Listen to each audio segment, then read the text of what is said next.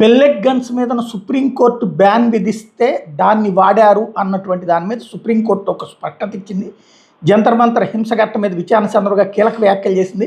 భద్రతా నిబంధనల ప్రకారం అత్యవసర పరిస్థితులను బట్టి పెల్లెట్ గన్స్ వినియోగానికి అనుమతి ఉంది అని తేల్చెప్పింది. పెల్లెట్ గన్స్ దుర్వినియోగం చేశారని పిటిషనర్లు భావిస్తే వాటి వినియోగాన్ని అనుమతించే నిబంధనలే నేరుగా సవాల్ చేయాలని సూచించారు. నిరసనల్లో అల్లరి మూకలు చొరబడ్డాయని, కాబట్టి ఒకే సంఘటన కాకుండా మొత్తం పరిణామాల క్రమాన్ని పరిశీలించాల్సిన అవసరం ఉందని తేల్చి చెప్పింది. జంతర్ మంతర్ ఆపరేషన్ సంబంధించిన ర్యాపిడ్ యాక్షన్ ఫోర్స్ మందుగుండు సామాగ్రి వినియోగ రికార్డును భద్రపరచాలని కేంద్ర ప్రభుత్వాన్ని ఆదేశించింది. నిజంగా పెల్లెట్ గన్స్ని అది అనవసరంగా వాడారు అంటే విడిగా కేసు వేసుకోవడమే తప్ప ఇంకేమీ ఉండదు. పెల్లెట్ గన్స్ వాడకూడదని రూల్ ఏం లేదు, అసలు గన్స్ వాడలేదు అక్కడ. మెయిన్ ఫైరింగులు ఇప్పుడు నేపాల్ చేస్తాం, బంగ్లాదేశ్ చేస్తామన్నారు, అక్కడ ఫైరింగులు జరిగినాయి.